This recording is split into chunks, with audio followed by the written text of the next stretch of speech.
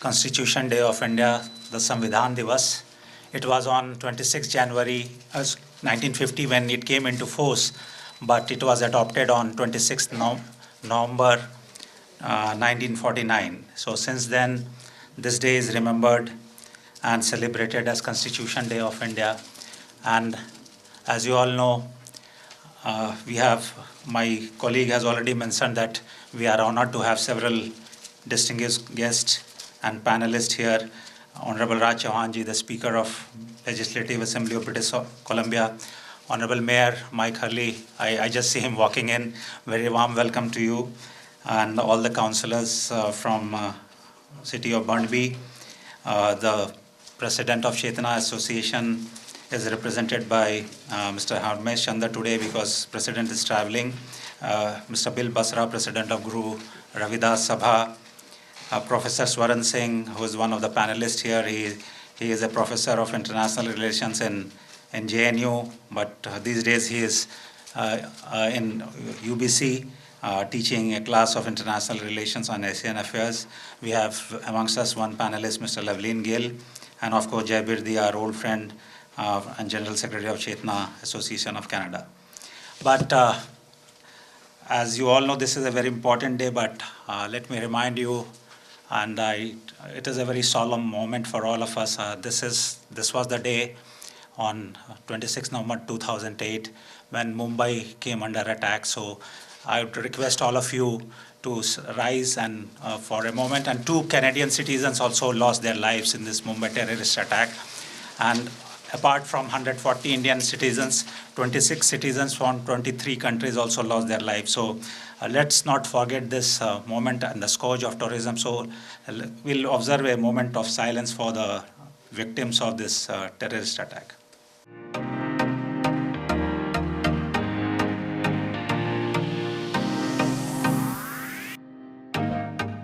We have eminent panelists who will dwell upon the principles and values of Indian Constitution, but from my part, I would like to say that the forefathers of drafting committee of the Constitution led by Dr. Ambedkar gave us a very solid document which has stood the test of time, and it is the very heart and soul of the vibrant democracy in India. And the preamble, which gives the peak view of the Constitution, is the most important part of the Constitution, if I may say. I myself is a law student and have read the Indian Constitution n number of times while I was doing my LLB in Delhi University, and then I took law as a subject to write my civil services examination also. So I have gone through this document many times, and it always amazes me that our forefathers were so progressive and visionary that they gave us a document which is a living document, and it is the very heart and soul of our Indian democracy. I'll take a moment to all of you to take a copy of the preamble is laid in the table for each one of you to see. I'll just read out few key read out this preamble, and you will see that each word in this preamble has its own significance and has its own values, and gives as I say, sets the whole context and all about the document. It says, "We, the people of India, having solemnly resolved to constitute India into a sovereign, socialist, secular, democratic republic." So in the initial constitution, two words were not there, the secular and socialist word. It came in the 42nd Amendment, if I'm correct, Dr. Swaran, I think. And these 2 words were added. And this was the first time this preamble was amended, and it has not been amended. And the judicial process and judicial reviews have confirmed that preamble is the integral part of the Indian Constitution. So you see that sovereign, we have elected representatives, so that comes the sovereign word. I mean, we are not under monarchy anymore. Socialist is the way of form of government. Secular is state doesn't have any religion. Democracy, meaning people elect their government, and republic. and justice, social, economic, and political, liberty of thought and expression, belief, faith, and worship, equality of status and of opportunity, and to promote among them all fraternity, as assuring the dignity of the individual and the unity and integrity of the nation. So this constitution was given by the people of India to itself, and it is still relevant, and we being a people of 1.4 billion, a country of 1.4 billion people with 28 states and 8 union territories and provinces. So the constitution has held us together, and it is flexible in the sense that we have adopted over the course of time, we have made amendments so that it is more contemporary and dynamic. And as Prime Minister, while addressing on the occasion of Constitution, says that the youth is this Constitution is also reflect the aspiration of the youth of the country, and because we are a young country, large majority of our population is young, so we should try to promote the values and of the Constitution and constitutional policy and provisions among the youth, because they should know what sacrifices our freedom people who strived for our independence, our founding fathers of the Constituent Assembly did for bringing this Constitution and giving Constitution to India.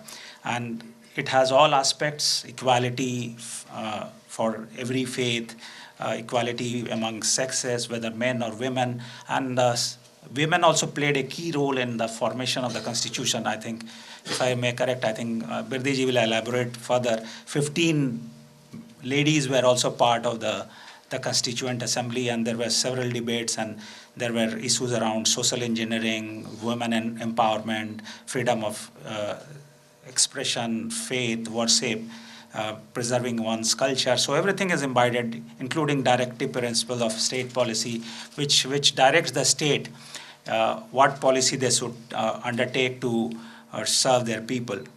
And the whole governance structure, executive, judiciary, parliament, the distribution of power, everything, in fact, bureaucracy also, like us, we also have safeguards inbuilt in the Constitution. So this is, as I said, very big document, and our forefathers adopted the good provisions from all around the world, including the federal structure, if I recall correctly, from the Canadian Constitution. And so I'll stop here and say once again, thank you everyone who have found time to join us for this celebration, and I especially like to place on record my appreciation for Chetna Association and also Guru Ravidas Sabha, as well as Burnby City Council and Honorable Raj Chauhan, who represents Burnby in the Legislative Assembly of BC, and all my colleagues and all the distinguished ladies and gentlemen for coming here today to celebrate with us and reflect on the various aspects of Indian Constitution. Thank you very much.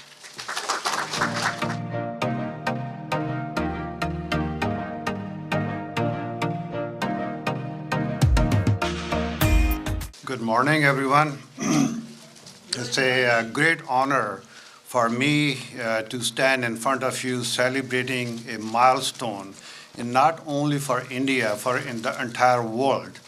When the Constitution of India was adopted on November 26, 1950, it created that pillar of democracy where people can rely on and take guidance from. The committee who wrote that Constitution, led by Dr. Ambedkar, I can't even imagine the work they did and the kind of consultation or the insight that they had to make sure that that document becomes one of the best constitutions ever written for any country anywhere in the world. Sometimes constitutions are written as such, it becomes a mere words. But this is a functional document which stands for every single clause in that Constitution, which stands for the rights of people, for democracy, for liberty, for secularism, and for justice. So that's what we are celebrating today. I want to say on behalf of the Legislative Assembly of British Columbia and our Premier David Eby, congratulations to all Indians and all Indian diaspora anywhere in the world. I also want to say thank you to Shri Guru Ravidas Sabha and Chetna Association for organizing this event. If we, it's so fundamentally important that when we have something like Indian Constitution in our hand, it's our responsibility to celebrate not only amongst ourselves, but also to take it to the next generation and make sure they understand that. That's what we stand for. And I, again, not saying much because we are going to be listening more from the panelists in detail about it. I want to say to His Excellency Manishi for his words and his job and his staff, each and every one of them, the work they do in British Columbia. We really admire you, sir, and thank you so much for all your work.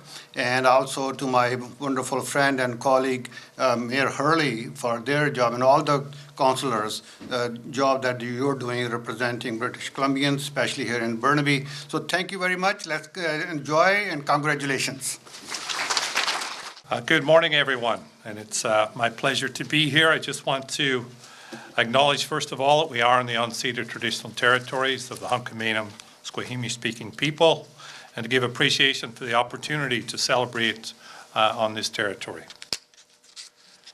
I was a few minutes late here because I was at another function with MP Peter Julian, so I wanted Peter send greetings on his behalf, and I wanted to mention that Peter has a stacked day, so unable to make it here today, but he wanted to send greetings, so I'll bring that on his behalf.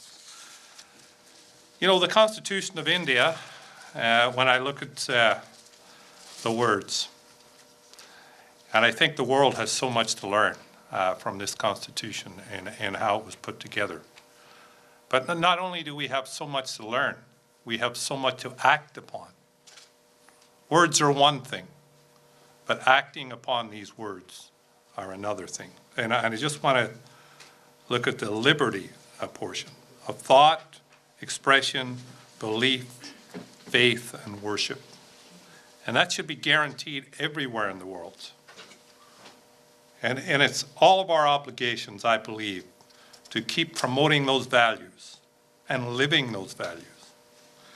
And, you know, I can go on. It's an amazing document that was put together, obviously, by many academics and many people who put a lot of thought. So I'm just so pleased to be here to celebrate this Constitution with you all today, and to thank the executive here, Bill and his executive, for inviting me to be part of this today. And so on behalf of the City of Burnaby, have a wonderful day, and I look forward to the panels, and thank you once again for having us here. Thank you. Thank you, Honorable Raj Chauhanji, Speaker of BC Legislature. During my visit to UVic, I had a chance to visit the House and see the august tradition that British Columbia has had in carrying on its own legislative affairs. Mayor Mike Hurley, to my old friend, Ambassador Manish, and of course Sanjay Malhotra, Mr. Chandar, Mr. Basra, Mr. Jasveer Gill, members of Chetna Association, and members of Guru Ramdas Sabha. Thank you for making me part of today's gathering.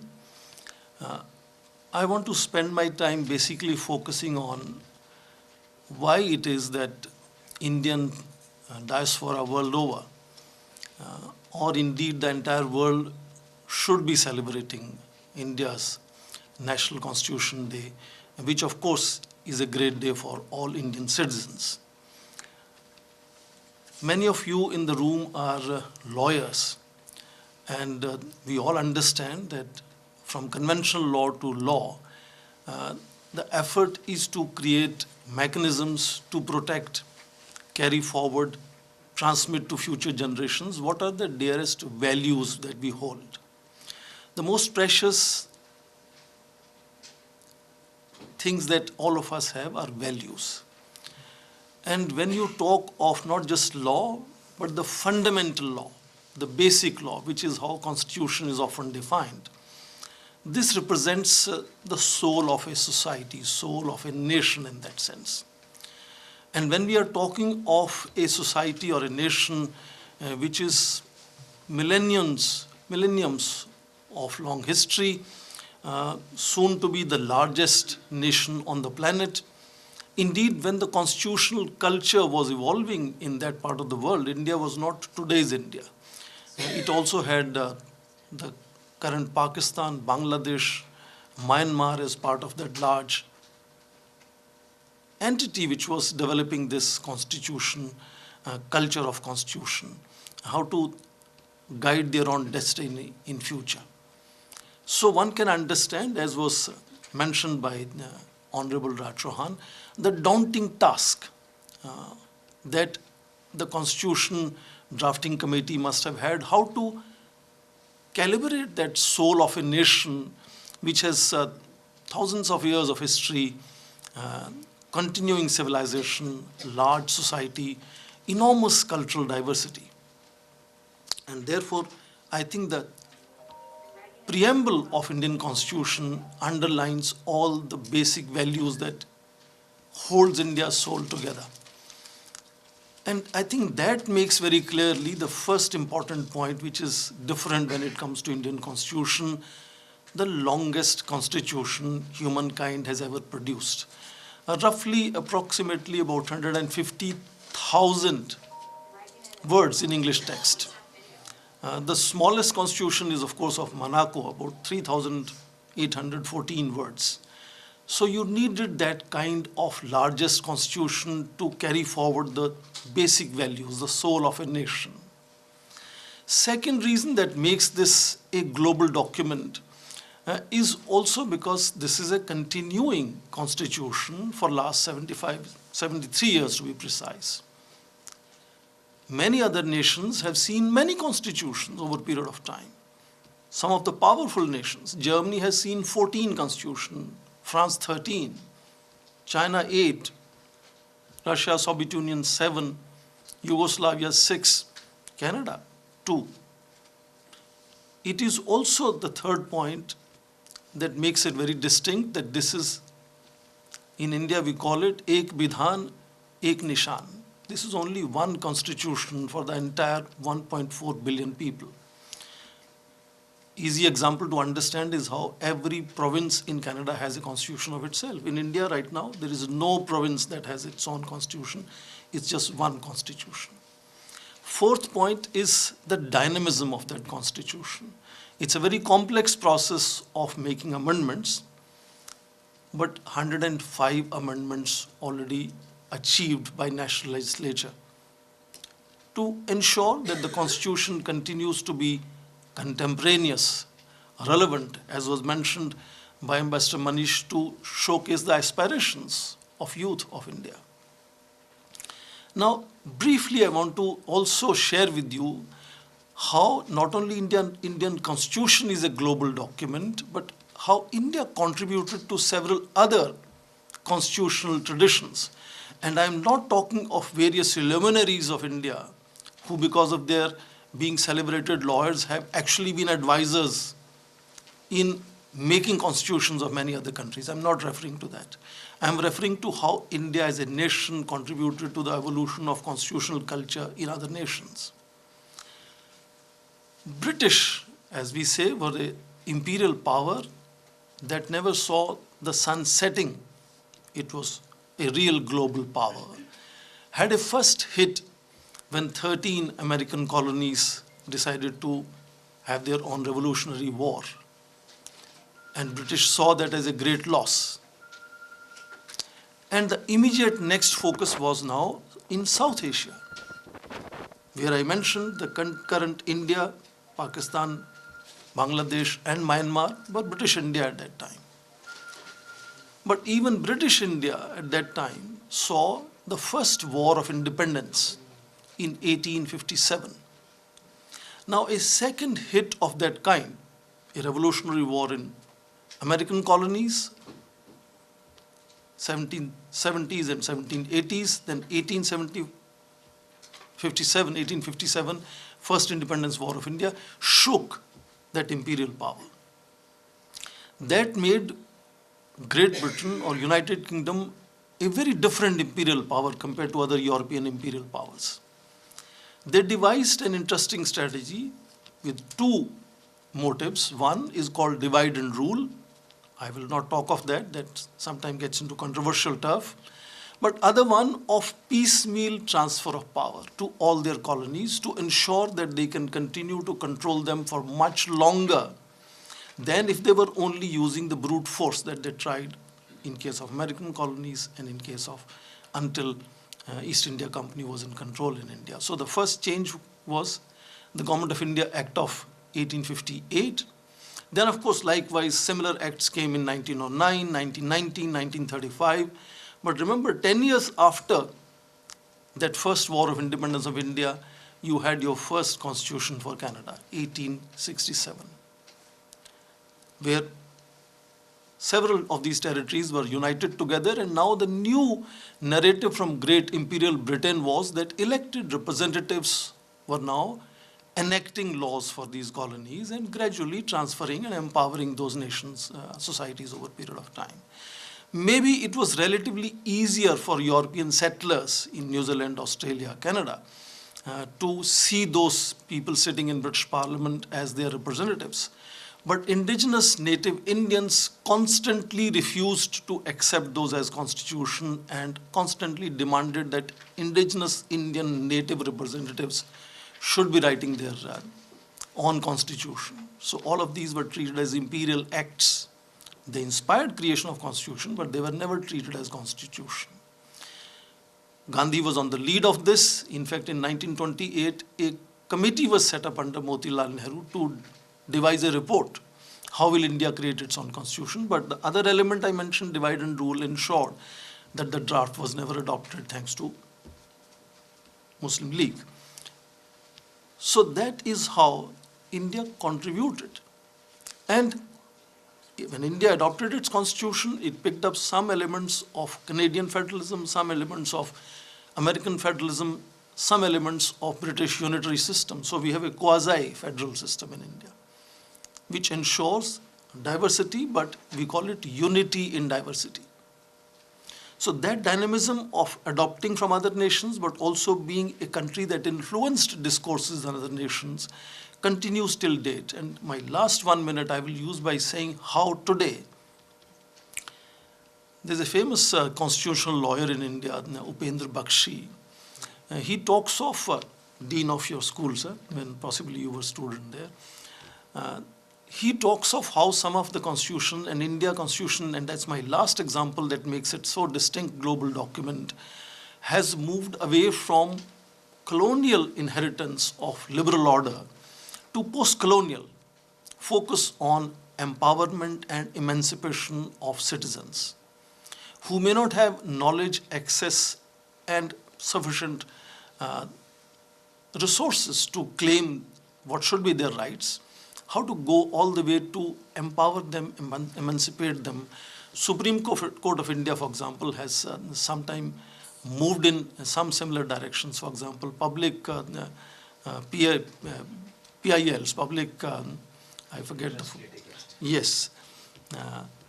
Public interest litigation is something that shows how Supreme Court of India has interpreted constitution, which in some ways is seen very often, even sometimes criticized, as intervention into legislative spheres. Because judicial activism has very often focused into what we call social engineering.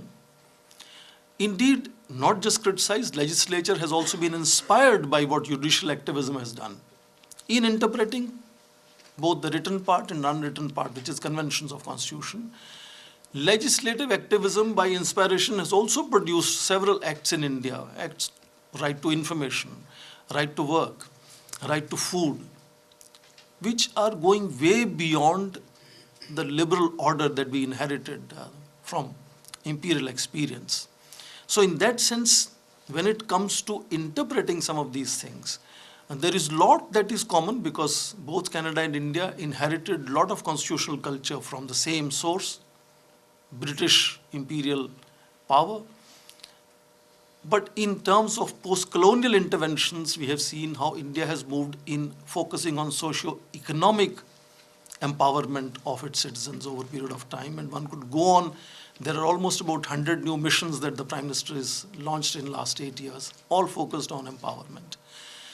By comparison, I quoted Upendra Bakshi.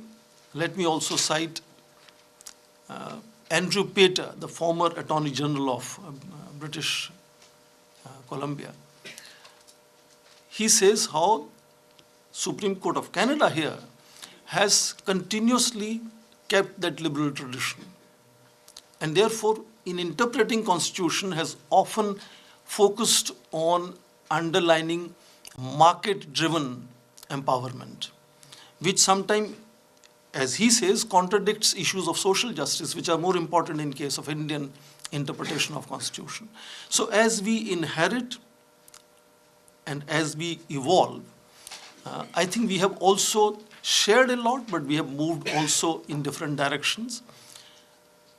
The meeting point is enormous multiculturalism on both sides, and that allows each side to respect the other's viewpoint. And I'll close by saying the best example of that again is the 9th November speech of Foreign Minister Melanie Joly to Monk School in University of Toronto. If you notice how much coverage that speech has on India, and please allow me to mention the shared concern about China, underlines the fact that Canada and India, as they begin to evolve much more global personality, they will see that their overlaps will bring them much closer together. And at core of that overlap and coming together will be their constitutions, which hold same basic values of human dignity, territorial integrity, fraternity. These are basic values of social justice and empowerment that both constitutions hold together. And my assumption is that we are already seeing India and Canada meeting increasingly coming closer in the Indo-Pacific region. And I think soon to be announced Indo-Pacific strategy of Australia will really bring that out, how these two nations and their politics and their polity and their constitution are going to be pillars of strength in bringing them together. Thank you very much, and thank you again to the Consulate General for inviting. His Excellency Consul General of India, Shri Manish Ji, Honorable Speaker of the Legislative Assembly, Mr. Raj Chauhan, Honorable Mayor, dignitaries of Shri Guru Ravidas Sabha and Chetna Association of Canada. Today, we have gathered to celebrate the Constitution Day of India, as has been said before. Today is the day of celebration, and it is also a day of contemplation. Today, we should contemplate about the lofty ideas laid down by the Constitution of India. We should think about it, that how can we make these ideas a part of our value system? How we can make justice, liberty, equality, and fraternity a part of our belief system? How we can direct our national life in the direction of these ideas? Today, my mandate is to speak about the fundamental rights and the directive principles of state policy. Coming to the fundamental rights, the Constitution of India, as pointed out by Baba Saheb Bhimrao Ambedkar, has taken an individual as the unit of national life. So the fundamental rights, they are directed at the individual. Fundamental rights strive to holistically develop an individual to lead a dignified life in the Indian Republic. It also strives the part 3rd of the Constitution, the fundamental rights. They strive to protect the individual against any state transgression. So the fundamental rights which include the right to life and liberty, the right to equality, and Article 17, which deserves a special mention, which abolished the inhuman practice of untouchability in the Republic of India right at the beginning of this Constitution, which was a great work done by the constitutional forefathers. So the fundamental rights, they strive to develop an individual to have a critical mind, to develop a scientific temper, using the rights of freedom of speech and expression. The fundamental rights are a shield against any state transgression. It has also been pointed out. The other part of the Constitution, the Part 4, which is the directive principles of state policy. So the Constitution has also created a modern state, a republic state in India. So the constitutional forefathers took upon themselves to direct that state, to guide that state into achieving certain socio-political goals which were envisaged by the constitutional forefathers, which was drafted under the able guidance of Baba Saheb, Dr. Bhimrao Ambedkar, is taking forward the ideas given by Guru Ravidas in his philosophy when he vouched for social equality and food security and taking people out of poverty. Let's all become a part of this journey. Last but not the least, talking about the directive principles, I'll also like to point out that Article 51 of the Directive Principles of State Policy, they state that the Indian state shall strive to achieve peace and harmony in the international relations. India, in its 75 years of its existence, has done the same thing. So, in the recent, giving the recent example of the hostilities between Russia and Ukraine, India has very boldly pointed out that, as the Prime Minister said, that this is not the age for war.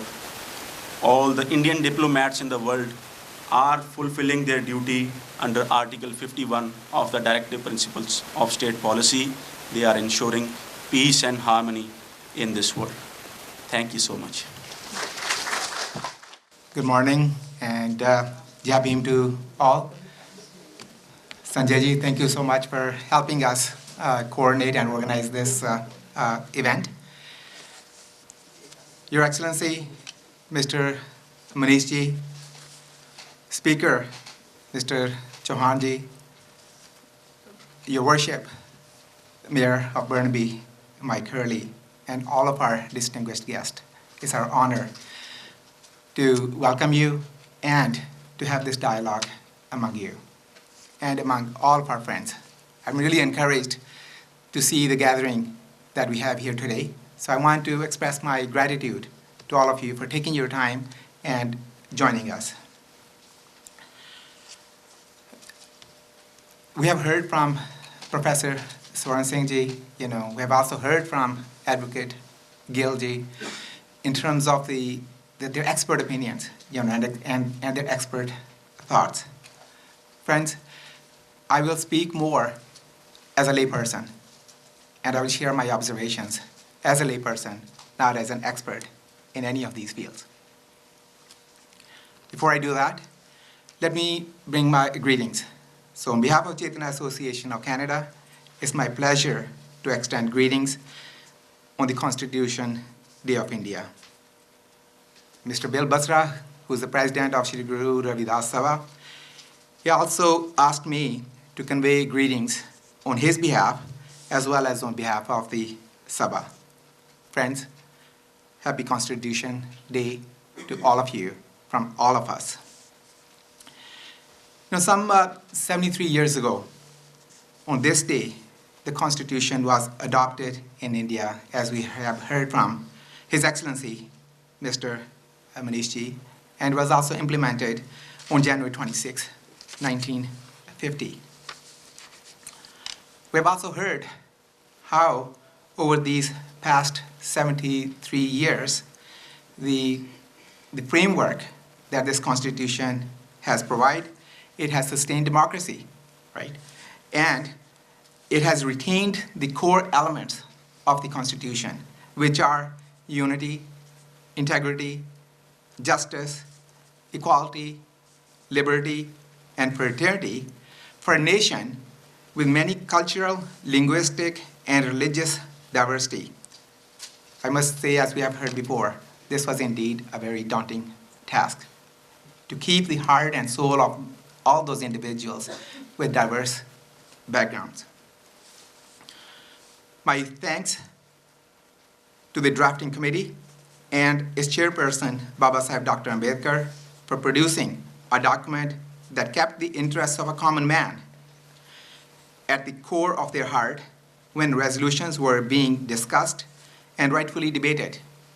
Because I think it was those core debates and discussion which produced the kind of document that we need. It wasn't quickly rushed and pushed through. There was a lot of thought went behind it. In this spirit, I see and honor Babasaheb Dr. Ambedkar as a pioneer in social engineering. Babasaheb Dr. Ambedkar's passion for emancipation, political, social, and economic, comes out clearly when one reads articles such as Article 14 through 18, which are about equality.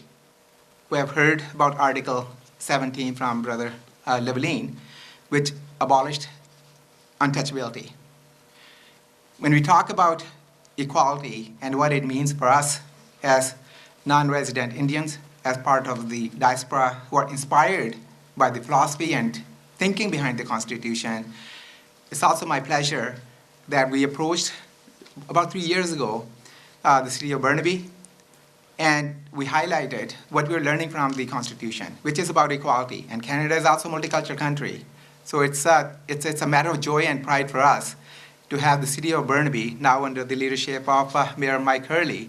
Burnaby was the first city outside of India to proclaim April 14th as the Equality Day. So this is a matter of joy for all of us, not only in India, but as Canadians. In terms of gender equality and other measures of social engineering, these and other articles have been tested and challenged many times since the Constitution was implemented. It's reassuring to learn that the spirit of democracy lived through the Constitution has survived these challenges. The reason why it has survived is because the Constitution has proven to be flexible, workable, and amendable to address emerging challenges and leverage new opportunities. One example which comes to my mind is about the newer and emerging challenges. It was about the transgender issues. In the mid-2015, around that time, when issues around transgenders were being debated in the public domain, the government of India was able to work within the constitutional framework and pass a new legislation in 2019. And the legislation was called the Transgender Person Protection of Right Act. Ability to leverage the Constitution even after 73 years since it was adopted and pass a legislation to address the emerging needs is perhaps another testimony to the far-sightedness of Babasaheb Dr. Ambedkar, as well as all other fathers and mothers and sisters of the Constitution. Perhaps this is another great reason why Babasaheb Dr. Ambedkar is rightfully so being known as and regarded as the father of India's Constitution and chief architect of the Constitution. Babasaheb Dr. Ambedkar's famous quote, "I measure the progress of a community by the degree of progress which women have achieved," is a classic benchmark that provides women the right to vote as soon as the Constitution was adopted in 1950. And as a result, we have seen women emerging as prime ministers, chief ministers, presidents, at the village level, mayors.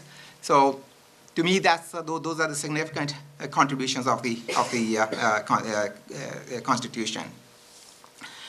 I appreciate, while we were talking about the positive and successes, I also wanted to acknowledge that there are many challenges. There will always be challenges because society is evolving. Concerns related to caste-based discriminations are continuing to surface in India, but also outside of India, as diaspora is growing. But I'm also pleased to hear when these incidents happen, the local administration is able to act and react in a timely manner. And to me, that is also power of the Constitution. Observing or celebrating days such as Constitution Day give us the opportunity to reflect, rethink, and remind ourselves of the values fathers of the Constitution had in mind. Knowing and understanding these values will undoubtedly influence and shape our thinking to take actions that support unity, integrity, and inclusion. Friends, I'm thankful to Mr. Manishji, Consul General of India, for collaborating with Chetna Association of Canada and Shri Guru Das Sabha to host presentation on the Constitution and instigate our collective thinking. I'm also very grateful to many local academic institutions. UBC is one of our partners for hosting Dr. Ambedkar Memorial lectures. Media outlets, we have Sanjha TV and many other friends who are working to increase awareness. Punjabi Media Association, I see our friends are here. And community organizations, Khalsa Diwan Society, Hindu Mandir, the Writers International Network. So what I wanted to say is that Constitution gives us the values to celebrate. It also gives us the mechanism to think, to bring those values into action. And we can only move forward, take this caravan, as Baba Ambedkar have said, collectively.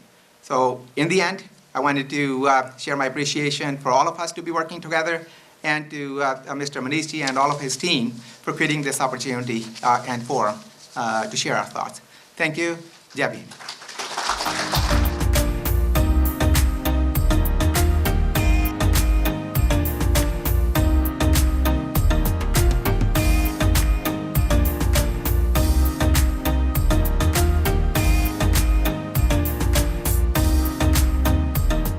We are speaking to the Consulate General of India, Vancouver, Mr. Manishji.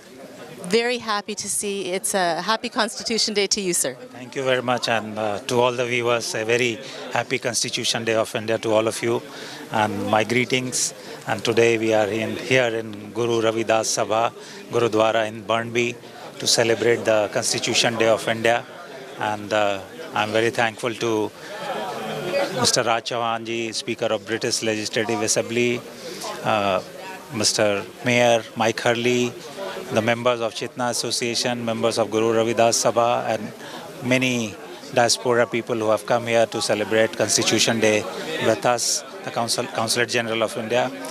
And this is a day when we have to look into what our founding fathers gave us, this great document which is upholding the federal structure, the constitutional rights of India, and it is a very progressive document, and it is very important that the values of our constitution are told to the young people, and so this is our effort that we bring it to the people of Indian people in Canada.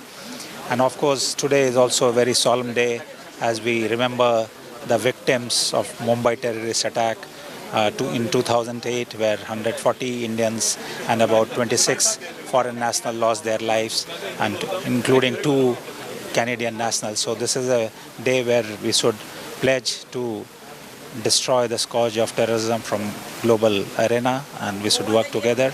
And I'm very happy that we have dwelt upon various aspects of Constitution, Indian Constitution, the Canadian Constitution, the similarities, the fundamental duties, directive principle, and how it empowers a common people of India. And let's hope the Constitution provides guiding principles to all citizens of India to do better in their lives. Thank you. So I do know that there's a lot of people that want to speak with you because they're very happy about today. Could you tell me just a little bit about Article 51? Article 51 is part of the directive principle of state policy, and it mandates the state, that is India, to spread strive to spread peace and harmony in the world. And that India is always a peaceful nation, has never waged war against any country or any neighbor, and has always strived for peaceful coexistence. And with the world in global disruption, our message of peace and harmony and Vasudhaiva Kutumbakam, that world is one. That message is always there, and that is the guiding principle of our gurus, our teachers, our elders, our politicians, and we live by that. So let's hope that this day of when we celebrate Constitution Day, we remind of the people of the world that India has this great value of bringing peace and harmony to the world. Very good, and a very Canadian value as well, so it's very good. We, both India and Canada, are diverse society, multi-ethnic society. We have in our society people of different faiths, religion, and we all are together in this journey of peace and harmony and in this international order. Thank you, Mr. Manishji. Thank you very much. We're talking to Speaker of the House, Mr. Raj Chauhanji. It is always a pleasure to speak to you. Happy Constitution Day. Happy India's Constitutional Day to each and everyone and all the audiences who are listening to and watching this program. It's a very proud moment for all of us celebrating such a wonderful document, which is the foundation of democracy. To have this document made so long ago, yet with such progressive thinking, speak to that if you would. Yeah, no, that's what I always wondered, the thinking, the insight must have gone into when they drafted that document. It's amazing, you know, like they thought about that 73 years ago or 75 years ago, actually, because it took 2 years to put it together. And so this document is still alive. Amazing. You know, it's reflected those aspirations, the desires of public years to come, and it's still there. I also found it remarkable that they talked about women actually being involved in this process. I was quite surprised by that. There were 14 women who were part of that committee. Amazing. Yeah, at that time, because of Baba Ambedkar, you know, like he was always, you know, he stood for equality and gender equality for sure. And he had lived through all those discrepancies and discrimination all his life. So for him, it was very important to have that representation on the committee. Well, it's wonderful that this document actually encourages the empowerment of all people and equality. I love it. Yeah, no, it's really great. I think people who are really thinking about having a real democracy must read this document. And now, as somebody said, it's good to have the document, but you know, implement that. That's right. Yeah. That's the best. Action. Action. Absolutely. Action we have to do. Thank you so much, and happy Constitution Day to you as well. Same to you. Thank you. We're talking to Professor Swarnji of UBC. We just heard you speak very eloquently, so welcome, and also congratulations on the Constitution Day.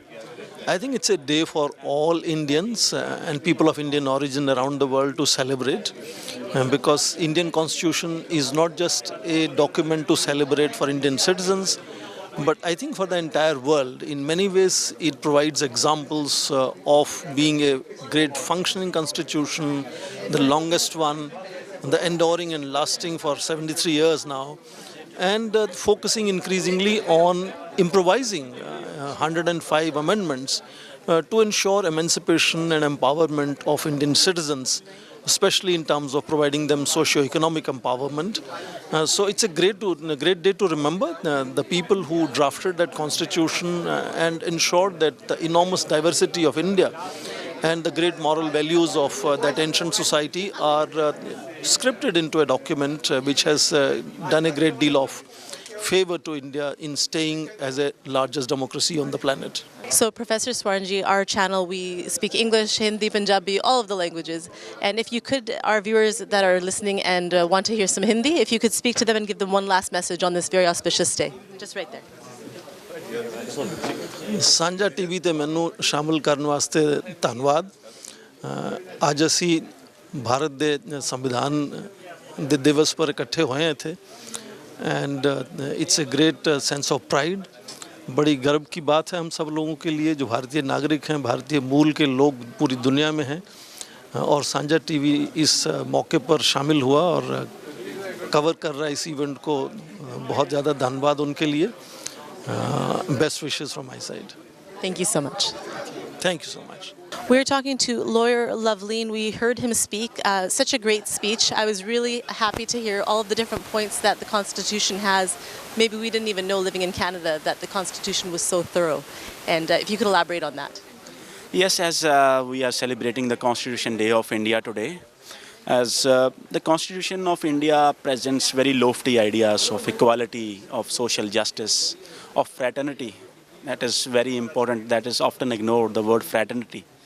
We should ensure in our communities that we grow together, that we live in a spirit of cooperation, we live in a spirit of harmony between different communities. This is very important in this era. So all these lofty ideas were given to us by the Indian Constitution and the constitutional forefathers. To think that this was 73 years ago that they came up with such lofty ideas, as you say, that's very progressive thinking. It is. It was indeed ahead of the times. Credit must be given to the architect of the Indian Constitution, Baba Saheb Bhimrao Ambedkar, who was very progressive. And but the tragedy is that he has been only confined to be a Dalit icon, which is not the truth. He also spoke about women rights, ensuring equality. It is a fact that he resigned from the very first cabinet on the issue of Indian women. That's amazing because that's so progressive. Yeah. We're talking about women's empowerment today, but this is so many years ago and he was ahead of his time. He was ahead of his time indeed, and he did his PhD on Indian rupee. His field of study was economics. He did economic critique of those times.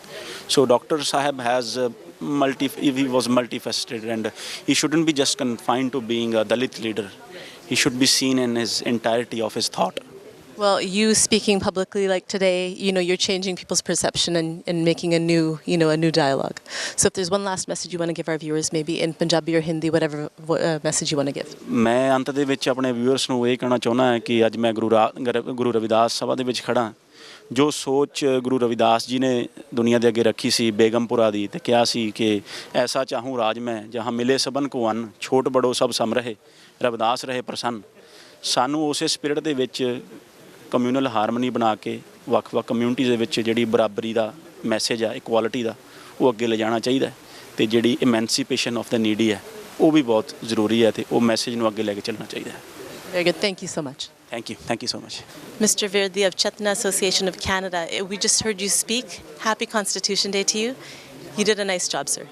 Thank you so much, Sonia ji. This was an honor and privilege for me to be here and celebrate the Constitution Day among friends. You talked about things in the Constitution that would surprise some of our viewers, especially people that are born here. Such a progressive document, such an elaborate document. It is indeed a very progressive. It's built with keeping the human interest in mind and keeping the interest of the common person in mind. And this is probably one of the reasons why the values in it can apply anywhere you are, whether you're in India or in Canada or anywhere in the world. So to me, this is a global document. So Chetna Association of Canada, in collaboration with Shri Guru Ravidas Saiba together, why this collaboration? What I believe in is that if we're looking at social issues, no one person, no one organization can achieve the results. We have to work together. We all have a role in it. The more partnerships and more stronger collaborations we have, more effective we will be. And we will also be able to factor in different perspectives and come up with a stronger decision. Just as the Constitution was made, it was built with the learning that was taken from globally, right, as well as locally. So I was just thinking similarly the message here and also your message and the Constitution message, all of it is in alignment. So It certainly is. It certainly is. As one of the speakers, talked about Begumpura, right? Begumpura is about a common place where everyone, regardless of differences, can live in harmony, right? So that's the philosophy of Guru Ravidas Ji, right? And the philosophy and Constitution is also about unity, integrity, right? So the values are the same. Sometimes they get misinterpreted, right? So it's important for us to come together, have a dialogue, and realize that the values are the same, our goals are the same. Let's find a common pathways. That's perfect. At the end of the day, it's inclusion, social justice inclusion. It is inclusion, and when everyone is included, you have a stronger community, you have a stronger nation, you have stronger families.